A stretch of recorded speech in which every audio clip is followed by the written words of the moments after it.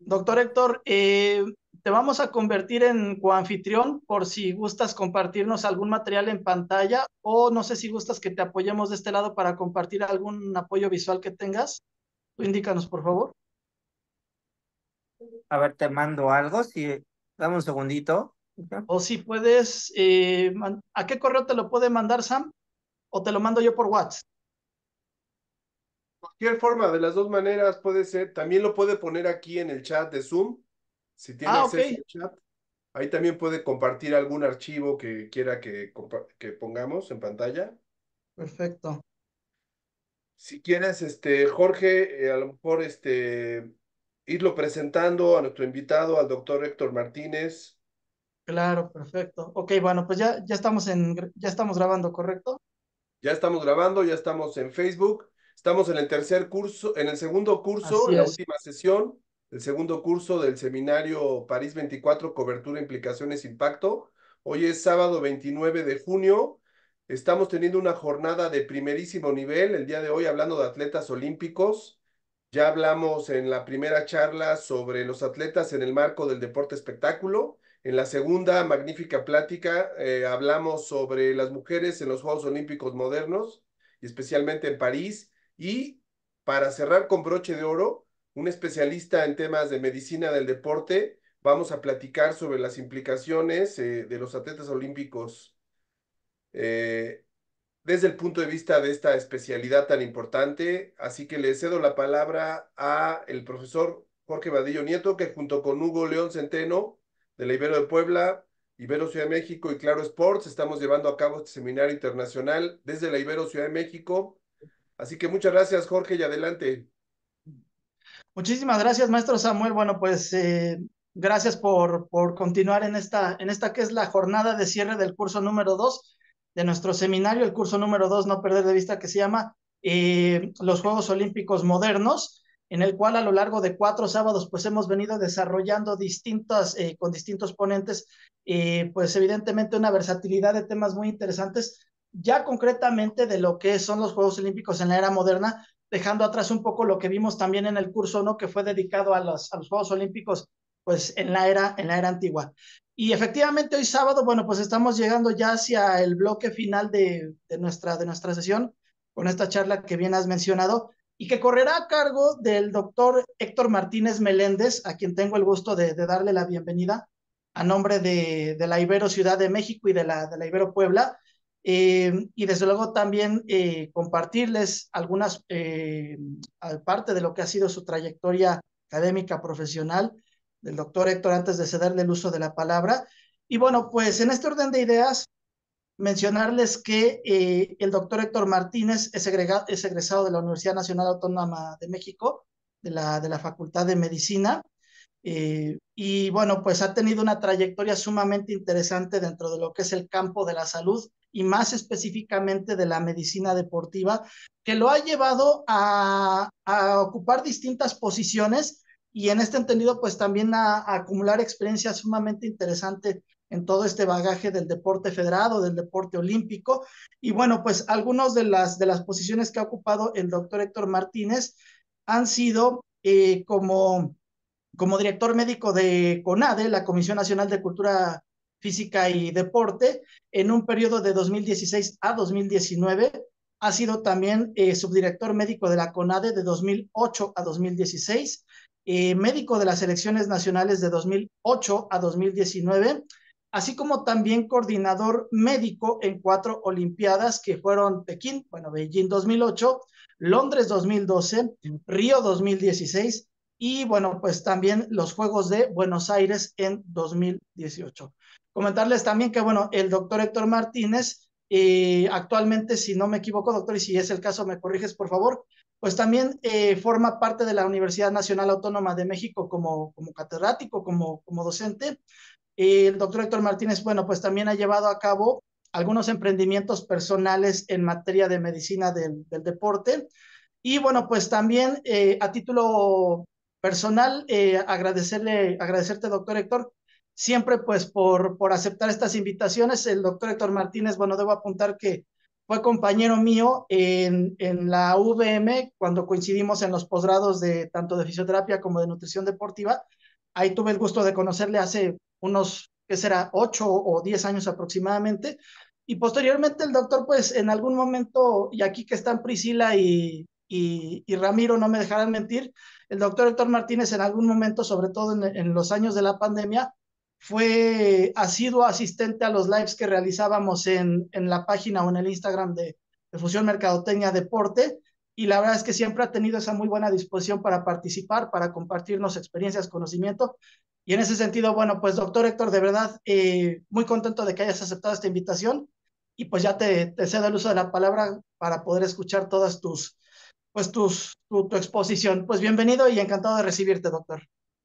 No, el gusto es mío. Muchísimas gracias. Buena tarde a todos. La verdad es que siempre agradecido de tomarme en cuenta para poder intercambiar un poquito los puntos de vista desde la parte de médica. Y bueno, pues muchas gracias por la presentación, la invitación y obviamente por la oportunidad de poder charlar con ustedes e insisto, compartir nuevamente con ustedes.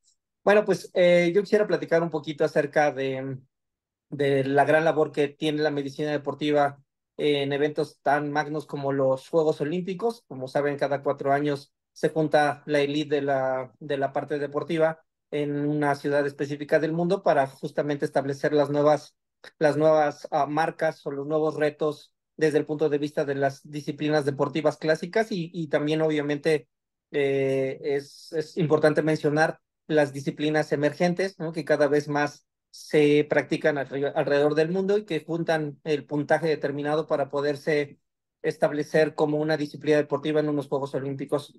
Creo que desde el punto de vista de la medicina deportiva hay tres cosas que son fundamentales. La medicina deportiva tiene un especial pilar eh, enfocado en el rendimiento deportivo, que es algo que a lo mejor la gran mayoría de todos nosotros nos estaríamos dando cuenta, porque el rendimiento deportivo depende física plenamente de las capacidades deportivas de cada atleta, las capacidades físicas adaptativas que desarrolla cada atleta con el entrenamiento y obviamente a su vez enfocado o diseñado a través de la ciencia, pues obviamente tendrá mejores resultados. Pero hay dos vertientes y pilares de la medicina del deporte que hoy en día son fundamentales. La primera es la parte de dopaje, que hoy sabemos que es una lucha, digamos, como constante mundial y obviamente de índole tecnológico científico para poder definir a aquellas personas que están haciendo un juego no limpio y mejorar las marcas desde el punto de vista físico y obviamente deportivo.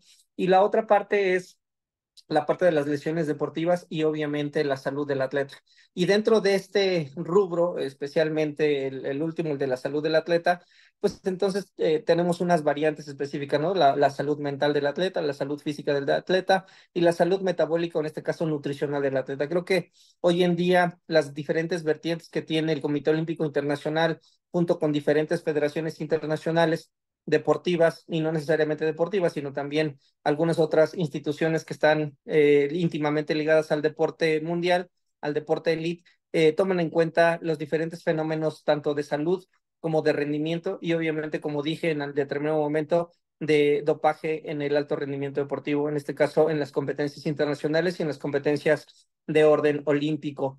Creo que es muy importante que tengamos muy bien definidas estas tres áreas de oportunidad o de estas tres áreas en las cuales la medicina del deporte funge como uno de los diferentes como accionares, una serie de procesos y acciones encaminadas a establecer diferentes estrategias para que los rendimientos deportivos cada vez sean mejores en diferentes deportes, en diferentes países, en diferentes razas y obviamente en algún momento dados a conocer en las diferentes marcas de acuerdo a los campeonatos internacionales, los campeonatos mundiales, los mundiales per se o los Juegos Olímpicos.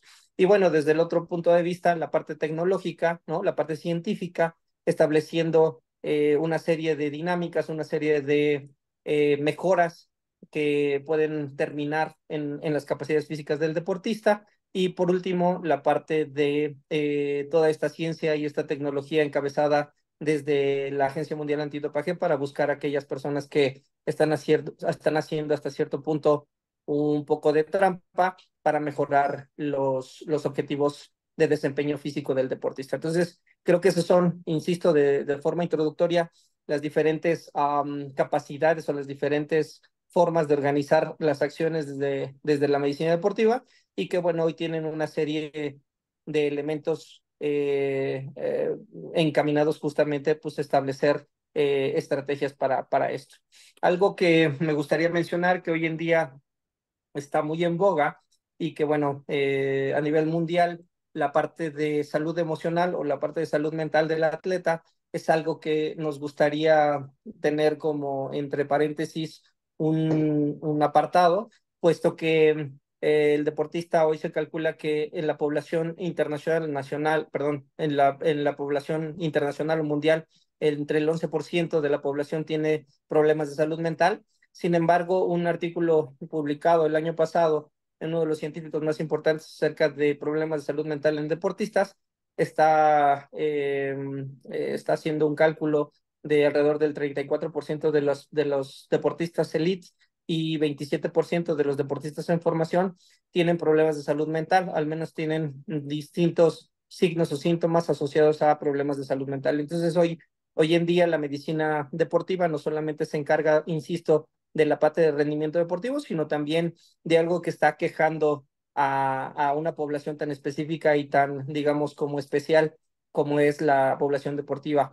Algo que nosotros tenemos que entender es que las diferentes frecuencias de aparición de padecimientos, tanto a nivel deportivo como a nivel de población mundial, se comparan y se hacen relaciones para poder establecer cuánto una población como la deportiva tiende a generar un cambio en la frecuencia de aparición de lesiones, un cambio en la aparición de padecimientos y en este caso, como insisto, la posibilidad de ver que parte de los padecimientos mentales están sufriendo una alza específica en una población tan especial como la deportiva. Entonces, las agencias internacionales, ¿no? Las instituciones y las federaciones internacionales están tomando en cuenta todavía todo este incremento de las frecuencias de padecimientos para hacer estrategias a nivel mundial y disminuir la cantidad de impacto que tienen estas enfermedades, no solamente en el rendimiento deportivo, sino también en la calidad de vida de los diferentes atletas, ¿no? Sabemos que, Correcto. bueno, la vida deportiva es relativamente corta y, bueno, pero la vida de un sujeto posterior a la vida deportiva, pues obviamente continúa. Y de hecho, hace poco participaba en una conferencia acerca de qué sigue cuando un deportista o un atleta termina su vida deportiva. Y bueno, pues esos cambios no solamente físicos, sino también sociales y obviamente emocionales, tienen un impacto específico en la mente, en el cuerpo y obviamente del deportista. Entonces, creo que hoy en día es un reto muy especial tener los diferentes escenarios a los que se enfrenta un deportista, no solamente previo a su pico máximo de rendimiento deportivo el atleta, sino también posterior a un desarrollo deportivo o de carrera deportiva del atleta, ¿no? Entonces, algo que insisto, creo que es muy importante es que tengamos en cuenta que la salud del atleta es fundamental para el desarrollo deportivo, pero también, sobre todo, para el performance o para la mejora continua o la mejora constante de las capacidades físicas del deportista. Un deportista que no tiene una salud específica, un porcentaje adecuado de salud, difícilmente va a tener una mejora específica en el rendimiento deportivo. Háblese o llámese un deporte específico o una capacidad específica. Las adaptaciones deportivas están íntimamente relacionadas con el nivel de salud, con el nivel de aportación de diferentes elementos a los tejidos para que puedan desarrollarse y entonces tener cambios específicos y lograr cambios adaptativos en alguna capacidad específica del mismo deportista. Entonces, creo que es algo que se tiene que entender, es algo que tiene que empezarse a divulgar, que sin un estado de salud óptimo el deportista no podría tener el mejor desarrollo deportivo o el mejor performance deportivo, ¿no? Tomando en cuenta que hay diferentes deportes, diferentes capacidades físicas y obviamente todos los sistemas de entrenamiento están encaminados a la mejora de los mismos. Entonces, otra de los elementos que yo creo que son fundamentales y en las cuales a nivel internacional se está tratando de mejorar desde el punto de vista de la medicina y las ciencias aplicadas al deporte, es la cantidad y disminución de lesiones deportivas con respecto a la cantidad y frecuencia de participaciones deportivas de cada uno de los sujetos que hoy están envueltos en federaciones internacionales. ¿Qué significa esto?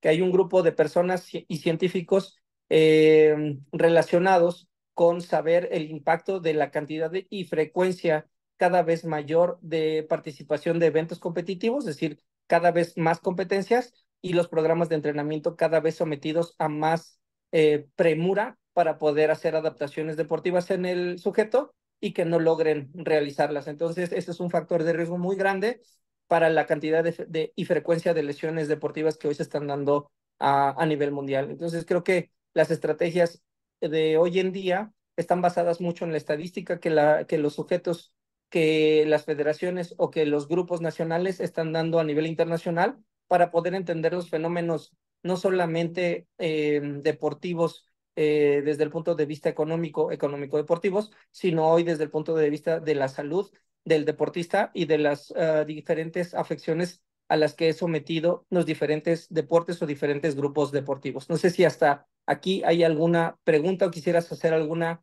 aseveración, estimado Jorge. Gracias, doctor Héctor. Pues mira, tenemos también justamente como parte de nuestros asistentes, pues también está, por ejemplo, Hugo León desde Ibero Puebla, está Priscila Contreras, que es ha sido asistente también a nuestros eventos en línea, ella está desde Argentina. Y bueno, no sé si alguien de ustedes guste hacer, está también el doctor Erasmo Sarasúa, que ha sido ponente en algunas otras sesiones dentro de este seminario. Y bueno, está abierto en este momento pues el espacio por si alguien de ustedes quiere preguntar algo. Priscila, por favor, que veo que estás levantando la mano. Y rápidamente antes de Priscila, doctor, recibimos ya la información que nos mandaste, una liga para la página de Olímpicos. ¿Tú me indicas, por favor, en qué momento lo podemos compartir? Sí, si quieres al final para que ya les explique un poquito sobre de qué se trata Perfecto, ese programa. perfecto, muy bien. Bueno, pues entonces abrimos esta breve espacio para comentarios, participaciones. Está Priscila Contreras y posteriormente Abraham Vázquez. Les escuchamos, por favor. Priscila. Sí, con respecto a la salud mental de los deportistas, en los últimos años hemos visto muchos deportistas que eh, se los ve frustrados o cuando les va mal y muchos de ellos se lo agarran con su físico mismo. En el caso del tenis, yo sigo mucho el tenis, eh, hay un deportista, Rublev, que se golpea las rodillas, las piernas con la raqueta. La raqueta, sí. Eso, sí, con la raqueta. Eso vendría a ser también un tema de salud mental, el hecho de que no puedo, de que el deportista no acepte el hecho de que le está yendo mal o que no puede encontrar lo que está buscando en el tenis y castiga a lo que lo está haciendo correr o muchos. Antes había un tenista también que se llamaba Yuzny, que ese se golpeó la cabeza y se rajó la cabeza con la raqueta. Aparte de que yo creo que no deberían permitirles eso porque no solo dañan su físico, sino que le están dando un ejemplo a la sociedad de que si a mí me va mal, me castigo. Claro. Y me parece que es un tema que debería tratarse más seguido en todos los ámbitos, el tema de la salud mental, como vos decías. Sí, yo creo que el día de hoy es muy importante que desde la generalidad todos entendamos que cada uno tenemos diferentes papeles y diferentes como participaciones en la parte deportiva, ¿no? La medicina tiene su participación, la psicología tiene su participación, y yo creo que la parte médica, la parte de entrenador, la parte de federativo debe entender muy bien que hay profesionales y hay profesionistas encaminados, obviamente, y capacitados para poder, digamos, manejar este tipo de situaciones, ¿no? Algo que se ha estudiado mucho desde la parte científica psicológica es el comportamiento de un sujeto en el alto rendimiento deportivo ante la frustración. Es decir, un grupo de personas lo puede manejar de una mejor manera, tiene herramientas psicológicas suficientes para manejar la frustración en un nivel agudo, es decir, en el momento en el que pierde un punto, o un poquito más crónico cuando pierde un partido, o cuando se desvanece la posibilidad de ganar un mayor, cuando económicamente le tenía que ser como dado a alguna persona. Entonces, son diferentes estrategias, pero yo con este comentario quisiera decir que hay profesionales para poder manejar esto. Yo creo que un médico, un nutricionista o un trainer o un coach, no necesariamente tenemos la posibilidad de hacer un manejo estratégico profesional para esto, pero una persona profesional en la psicología lo puede lograr, o sea, finalmente tiene esa capacidad para hacerlo y creo que cada vez más las federaciones deberían estar como volteando a ver este tipo de herramientas, este tipo de profesionales, insisto, para que puedan salvar justamente la salud mental de los deportistas, que como dije al inicio, ha pasado de un 11% a un 37, 39%, 34, 37, 39% en personas elites. Entonces, creo que Michael Phelps lo puso a lo mejor hasta cierto punto de una forma muy visual en este famoso documental del precio del oro, o Naomi Osaka cuando se retira del tenis por problemas emocionales, o la misma Simone Biles en los Juegos Olímpicos de Tokio cuando abandona su participación de gimnasia, ¿no? Entonces, creo que hoy en día se toma en cuenta mucho más la salud mental que anteriormente, y bueno, creo que el tenis, como bien lo dice, es uno de los digamos, como disciplinas deportivas que más puede visualizarse este tipo de alteraciones. Muchísimas gracias, Priscila, por tu pregunta. Y bueno, vamos ahora con Abraham Vázquez, que también, bueno, tiene la manita alzada. Por favor, Abraham. Sí, gracias. Hola, te quería preguntar si se ha estudiado o bueno, se ha tomado en cuenta el uso de la cannabis medicinal en la medicina deportiva y si hay federaciones o entidades que están a favor o en contra de esta sustancia. El cannabis como tal está prohibido bajo ciertas circunstancias en el uso de los deportistas. De hecho, el caso más famoso fue Michael Phelps cuando fue sometido a un control antidopaje y fue positivo. Es decir, el cannabis y su uso está prohibido en competencia. No hay manera de que tú puedas utilizarlo durante un periodo de competencia. La marca de competencia o el periodo de competencia lo marca la federación. Fuera de ello, no estás necesariamente sometido a un castigo, pero obviamente no hay estudios específicos que hablen acerca de la cantidad de sujetos que pueden estar consumiéndolo para beneficio de su rendimiento deportivo o para el beneficio de su rendimiento mental, ¿no? En este caso, para la salud mental. Entonces, es muy interesante tu pregunta. En cuanto a los cannabinoides se refiere, en esta página que voy a colocar al final de la charla, es importante porque la Agencia Mundial Antidopaje divide en dos las posibilidades del cannabis: el cannabis y sus efectos psicotrópicos y el cannabis y sus efectos analgésicos. Cuando se usa por parte de los cannabinoides, que es de tipo analgésico, pues realmente no están prohibidos porque finalmente esa sustancia derivada del cannabis no tiene los efectos psicotrópicos que sí tiene los cannabinoides como tal. Entonces, es interesante esa parte, ¿no? Hoy en día se utilizan de una forma hasta cierto punto segura, pero si tú me preguntas en el alto rendimiento deportivo y en los deportistas que son sometidos a controles antidopaje, esa sustancia está prohibida en los deportistas. Gracias. Oye, Héctor, una pregunta en relación a cómo está distribuido la disciplina de la medicina del deporte como especialidad en México. ¿Hay suficientes médicos para el alto rendimiento y para los atletas en relación a la cantidad de disciplinas y de atletas que hay en todo el país? ¿O es insuficiente todavía? ¿O sí estamos cubiertos en ese terreno? Eso es una pregunta un poquito complicada porque el número de disciplinas deportivas que hay en México son numerosas, ¿no? Independientemente de que no haya, por ejemplo, los deportes invernales. O sea, nosotros estamos fuera de los deportes invernales, pero al menos los deportes de verano los tenemos la mayoría.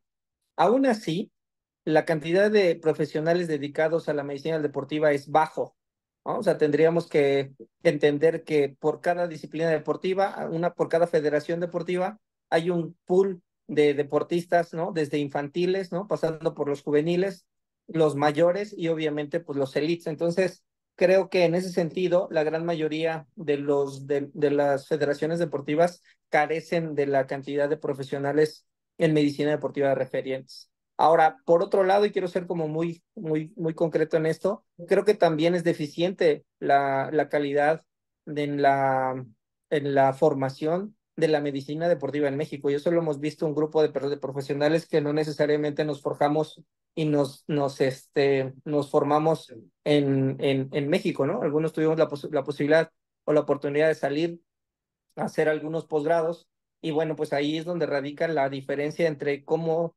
aporta la medicina deportiva, ¿no? Las ciencias del deporte en otros países, en el primer mundo. Bueno, esto creo que todos somos hasta cierto punto partícipes de ver cómo las grandes potencias mundiales, y lo vamos a ver en París en un mes, ¿no? De cómo van a ganar un número de medallas, o sea, inmensamente arriba de lo que un tercer mundo lo puede hacer. Entonces creo que no tanto es, yo desde mi particular punto de vista, no tanto es la cantidad de profesionales que puedan salir a través de las diversas universidades que están haciendo profesionales en el deporte, sino más bien de la calidad de ellos. Ahora yo puedo sacar 300 médicos del deporte, pero ellos tener menos de la mitad de las capacidades que puedan atender las lesiones deportivas, ¿no? El rendimiento deportivo y obviamente conocer parte de lo que un deportista en el alto rendimiento necesita para poder mejorar no solamente sus marcas, sino como atleta como tal. Entonces, a nivel de América Latina, ¿con quién México a nivel de calidad de especialistas de medicina del deporte, con quién compite? Es decir, Brasil está mucho más adelantado que nosotros en ese terreno, o Colombia o Chile. Yo creo que el nivel entre Argentina, Brasil, Colombia es bastante similar, ¿no? Pero pero el tema es, como dicen, no competir entre nosotros, ¿no? O sea, creo que si todos entienden la competencia y el deporte, cuando tú compites con los de tu nivel, jamás vas a tener un mejor nivel. Si tú compites con los de menor nivel, jamás vas a tener un menor nivel. El tema es competir y subir a Estados Unidos, a Canadá, ir a Europa, conocer el tipo de medicina deportiva que están haciendo allá y realmente fijarte y establecer una dinámica de trabajo y colaboración con ellos. De hecho, yo participé hace muy poco tiempo con Colombia para justamente en una certificación internacional y veíamos la diferencia entre lo que se hace a nivel olímpico en el viejo mundo y lo que nosotros estamos haciendo en México, en Colombia, en Argentina y en Brasil. Ok. Que bueno, ¿hay algún comentario más, algo que en este momento quieran poner sobre la mesa? Si no es el caso, bueno, pues doctor Martínez, podríamos pasar al siguiente punto de tu charla, si te parece bien. Yo tengo por ahí un par de preguntitas, pero me las reservaría más hacia la parte final, si me permites, y bueno, tú nos indicas entonces. Si tú quieres, Jorge, con todo el gusto del mundo, si quieres, la hacemos de una vez para que no se pierda Perfecto, el hilo de esto. perfecto, muy bien. Dame un minutito porque aquí estoy con una doble conexión. Listo. Sí, fíjate que ahorita, bueno, independientemente de que el motivo de este seminario o el tema principal, por obvias razones, son los Juegos Olímpicos, tanto en sus diferentes etapas históricas como posteriormente, a partir de la siguiente semana, ya comenzaremos a hablar concretamente de lo que es la justa de París 2024.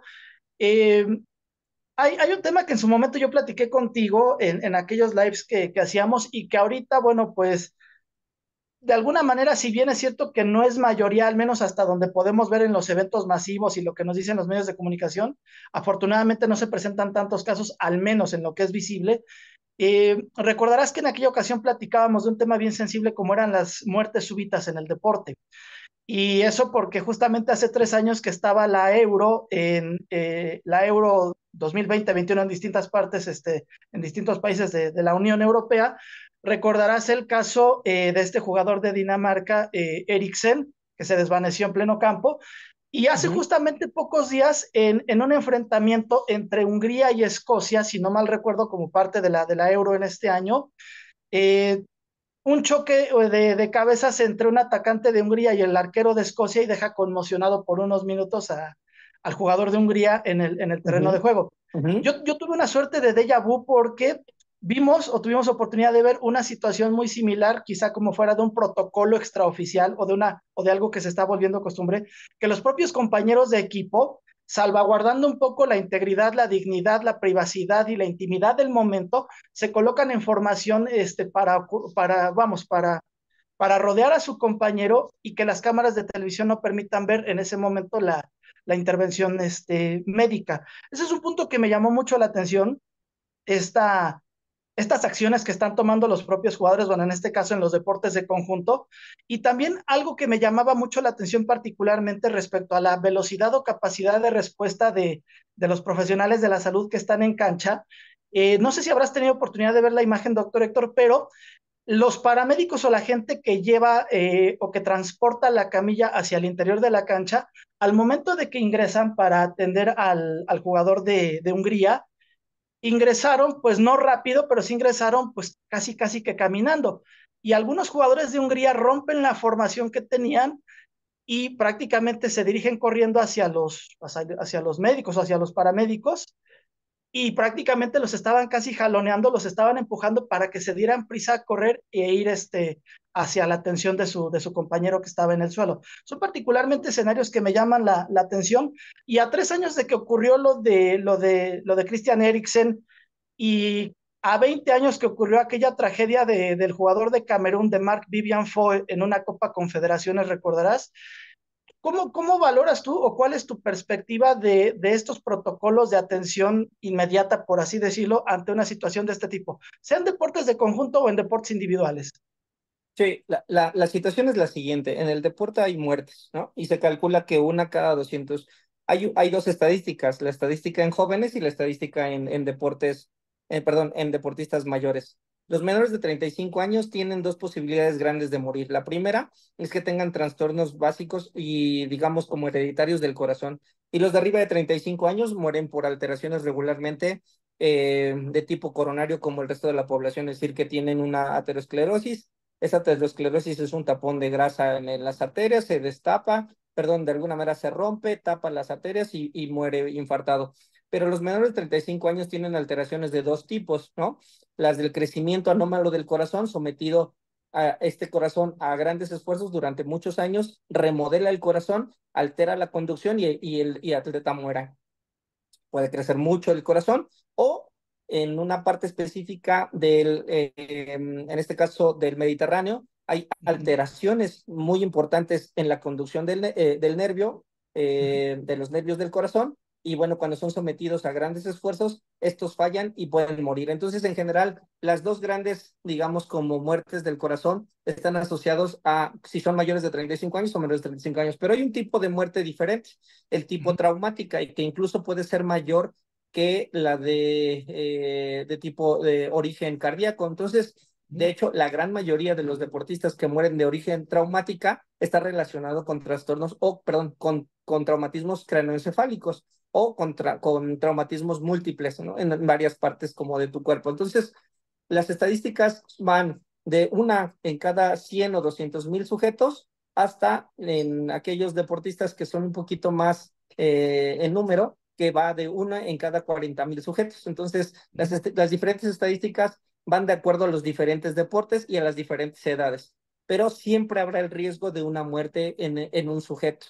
Ahora, los deportes también se clasifican de alto riesgo y de bajo riesgo para un traumatismo que puede llevar a una muerte, o los deportes también se dividen en aquellos deportes que tienen un componente tan importante en la exigencia del corazón que le da mayor riesgo de muerte súbita de origen cardíaco. Entonces, las estadísticas van en relación mucho a estos escenarios que hemos estado como platicando, pero la pregunta específica es, ¿cómo veo los protocolos? Bueno, los protocolos Sí. siempre están hechos desde el punto de vista de la estadística. Si yo estoy en el fútbol y mi estadística es de un muerto por cada 100,000 deportistas, entonces yo estoy esperando que se dé esto cada determinados minutos, ¿no? O cada determinados partidos.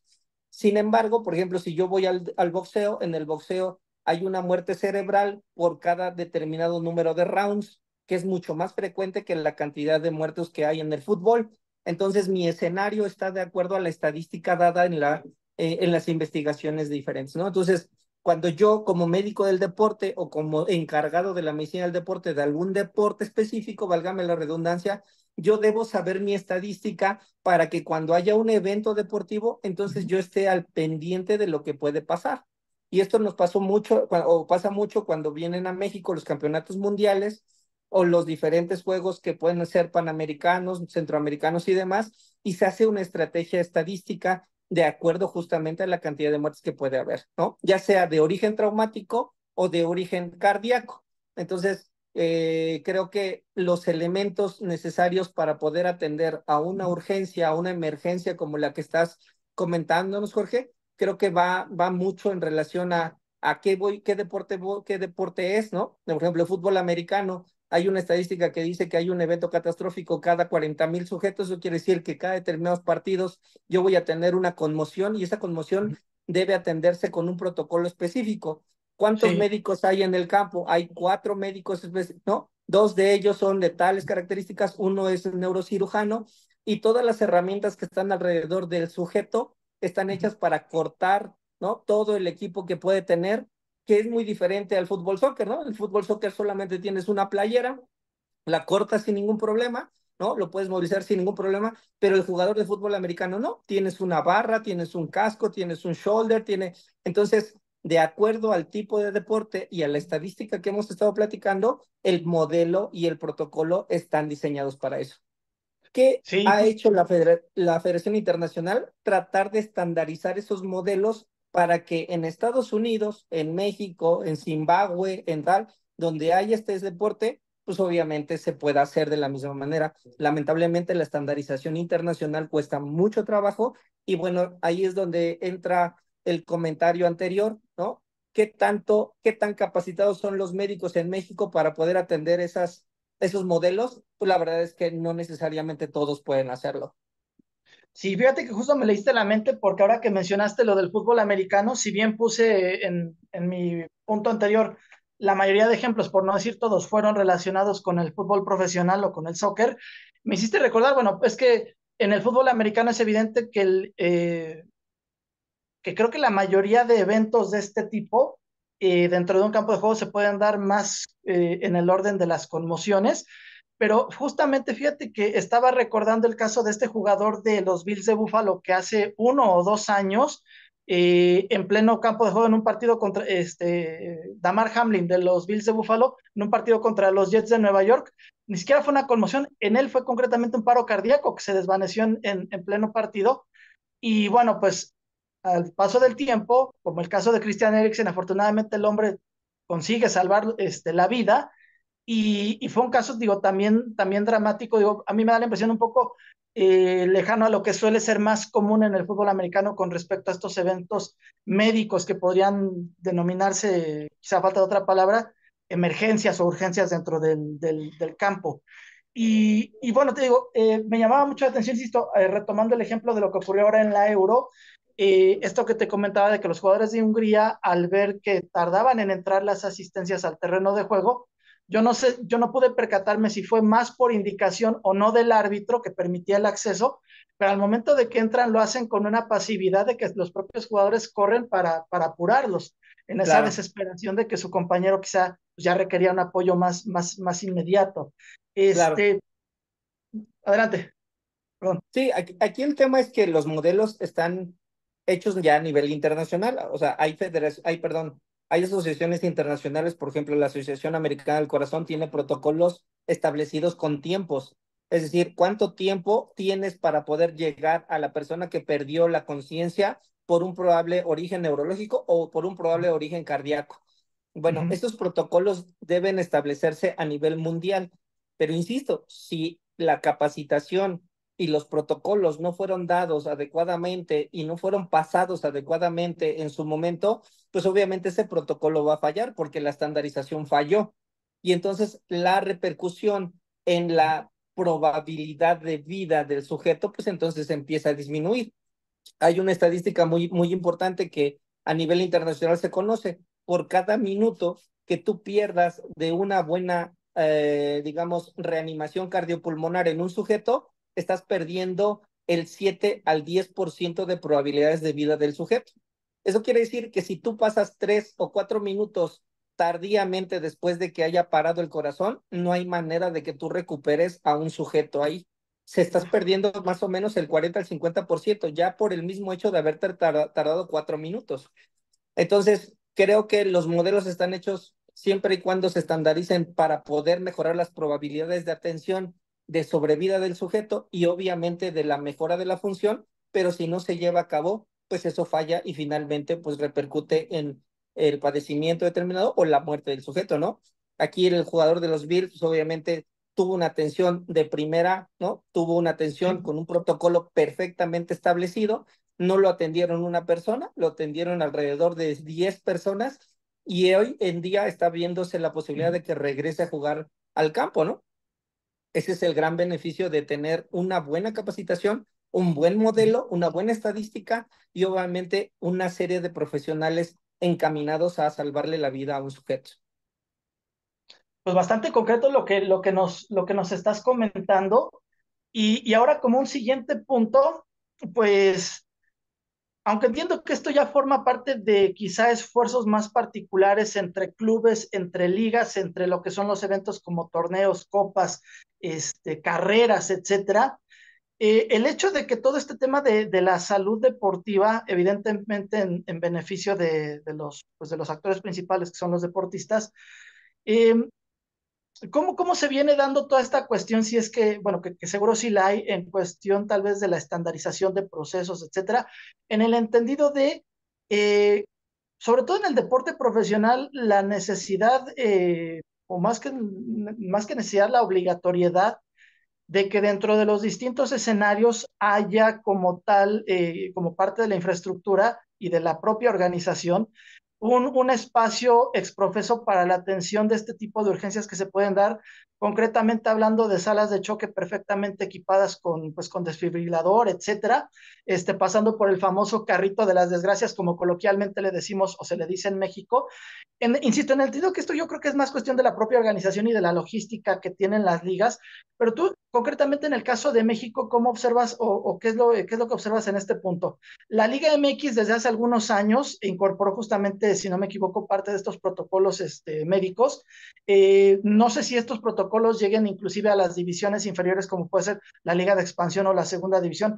En el caso del fútbol colegial de la ONEF aquí en México o de algunos otros eventos que pueden ser boxeo o de alguna otra disciplina, existe, digamos, como parte de la normatividad, reglamentación, requisitos, etcétera, algo que sí, pues de alguna manera obliga a los organizadores, a los clubes, etcétera, a tener toda esa infraestructura. Definitivamente está normado.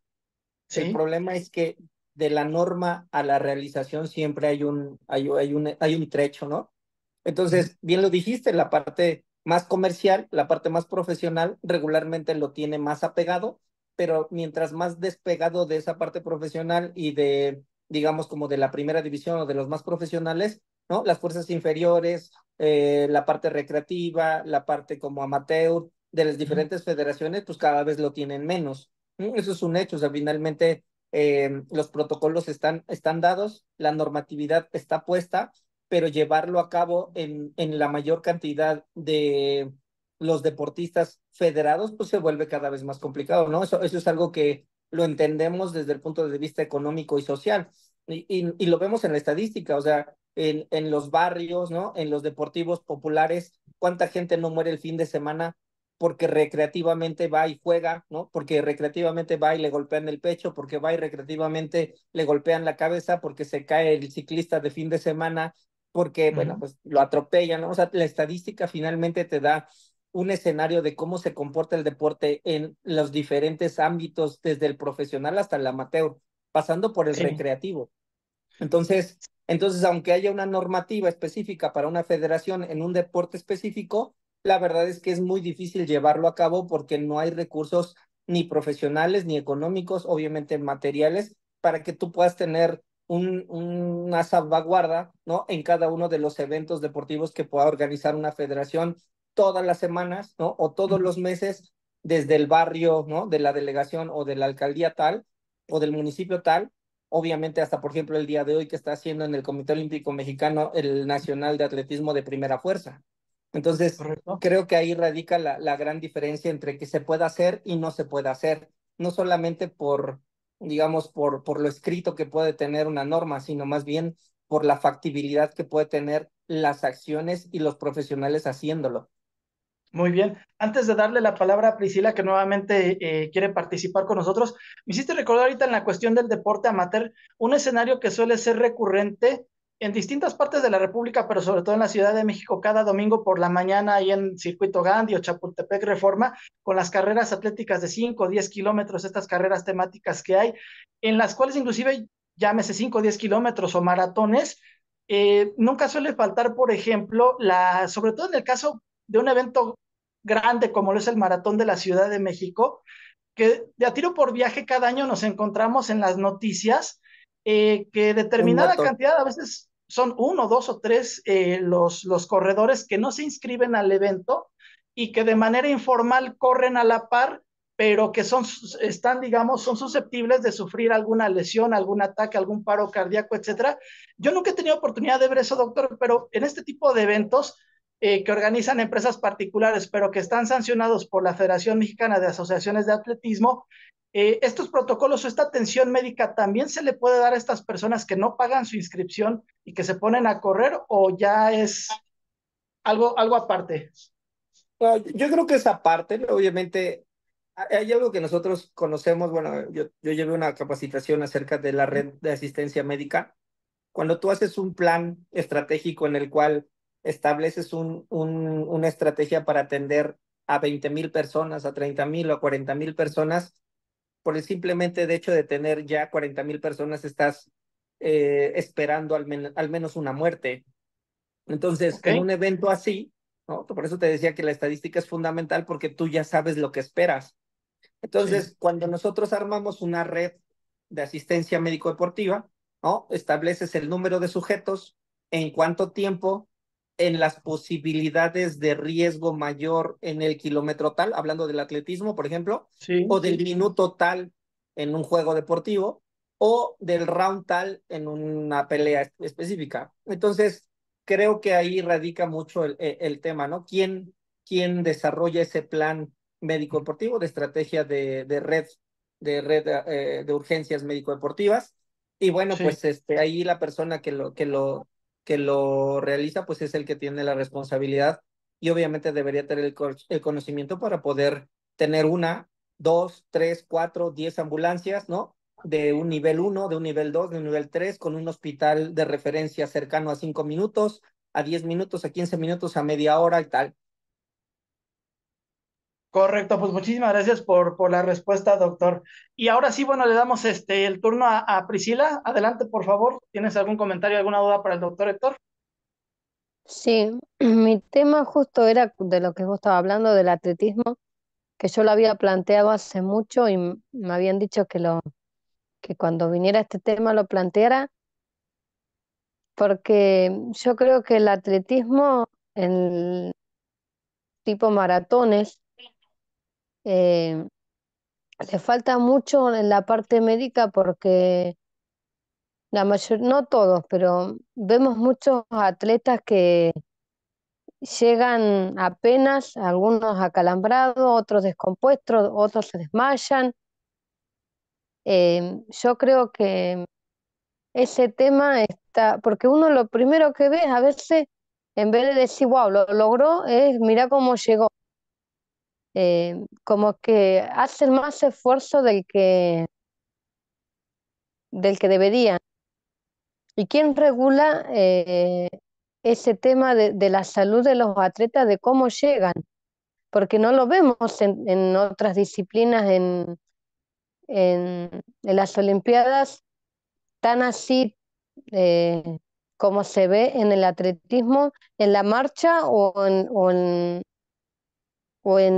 las maratones, que llegan dando lástima casi los atletas y ganarse una medalla de esa manera no me parece bien. Yo creo que debería haber una regulación para o prepararlos mejor o que sean las maratones un poco más cortas y que los atletas lleguen de una mejor manera físicamente.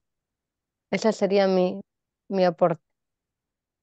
Es un gran reto, la verdad es que es un gran reto porque hoy sabemos lo que implica tener una carrera dominical, ¿no? Una carrera de fin de semana y lo que económicamente derrama.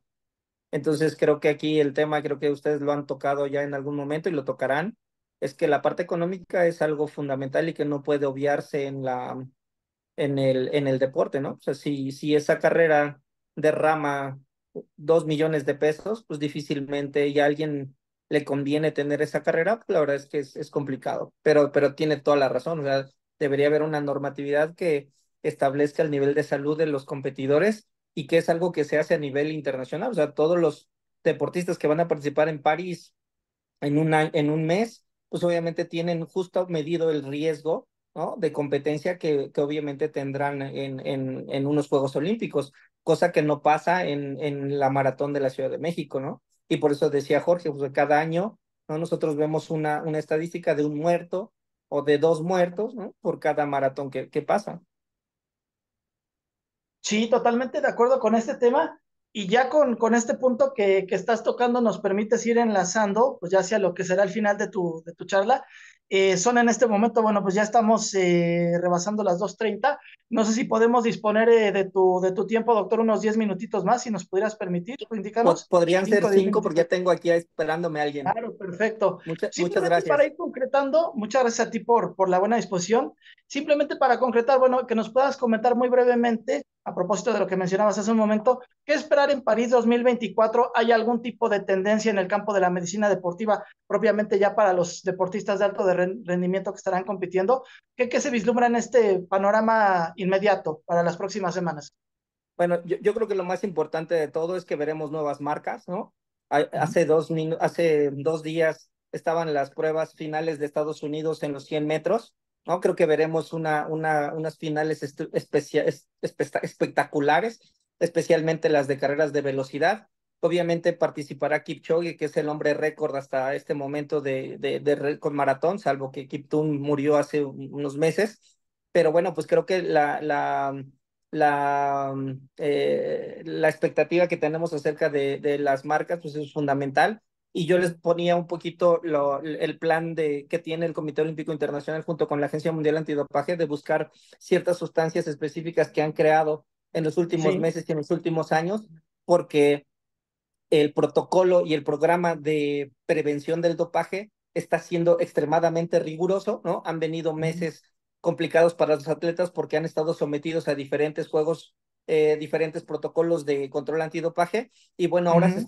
se están buscando sustancias y cada vez métodos más científicamente complejos porque pues ahora se utilizan para ganar masas musculares, para ganar potencia en determinadas capacidades como la fuerza y bueno, pues creo que lo interesante de estos Juegos Olímpicos, independientemente de las marcas, va a ser la cantidad de sujetos que puedan ser cachados, ¿no? En el entendido de las trampas que puede tener el dopaje. 260 millones de dólares son lo que ha movido el Comité Olímpico Internacional para poder establecer una estrategia de cómo poder llevar a cabo sus acciones para que no nadie de ellos rompa el juego limpio en los siguientes Juegos Olímpicos. Pues, tremenda esa cifra, 260 millones destinados para poner, digamos, esta campaña antidopaje. Me imagino, no sé, doctor, la falta de tener la información por parte de un servidor y de estas estadísticas, ¿será una cifra máxima histórica en la historia bueno, en los Juegos Olímpicos, esta de 260 millones? Definitivamente es la campaña más costosa que se ha llevado a cabo en la historia de los Juegos Olímpicos, obviamente, y es donde más posibilidades de, de cachar a los deportistas que han sido sometidos a un programa de dopaje o al consumo de alguna sustancia o la utilización de algún método para mejorar su rendimiento deportivo. Tremendo, tremendo. Ok. Pues doctor Héctor Martínez, de verdad, muchísimas gracias nuevamente por la gentileza de tu tiempo, por compartir tu experiencia, conocimientos. Valoramos mucho, reitero, tu presencia acá en este seminario. Bueno, ya para despedir al doctor Héctor Samuel, Hugo, si gustan algún comentario final para despedir a nuestro invitado. Agradecer mucho el tiempo y la exactitud de sus comentarios, nos enriquece mucho, porque nosotros venimos del área de las ciencias sociales y humanidades, y tener la perspectiva de un especialista como tú en este tema de la medicina y el deporte, pues es un lujo. Así que muchas gracias, Héctor, por No, tus al contrario, como siempre, aportaciones. agradecido a ustedes. Así es, Hugo, desde Puebla. Nada más agradecer la presencia del doctor y bueno, igual que Claudia hace rato y Jesús, gracias por Así, colaborar con nuestro seminario. Muchas gracias. así No, es. Pues les doctor mando un Héctor, abrazo. un abrazo, después te haremos llegar tu constancia y muchísimas gracias. Un gusto saludarte, estamos al habla. Estoy para servirles. Un gusto. Y nos vemos Muchísimas desde gracias. París. Oh, Claro que sí. Hasta luego, un gusto. Hasta luego. chao. Bueno, pues Samuel, Samuel, Hugo y quienes nos acompañan, pues ya prácticamente estamos concluyendo nuestra jornada de este día y con ello estamos dando cierre a nuestro curso número 2, los Juegos Olímpicos Modernos, ya prácticamente hoy nuestra cuarta sesión. Bueno, pues agradecerles a todos que nos han acompañado a lo largo de estos 4 sábados, Samuel, Hugo. Nos vemos la próxima semana para iniciar el tercer y último curso, ya dedicados al tema de París 24. Gracias. Un gusto, muchísimas gracias, Hugo. Un abrazo y bueno, pues gracias por acompañarnos. Estamos viendo próximo sábado, ya saben, a partir de las 10:30 de la mañana, tiempo de Centro de México. Cuídense muchísimo, un abrazo. Gracias.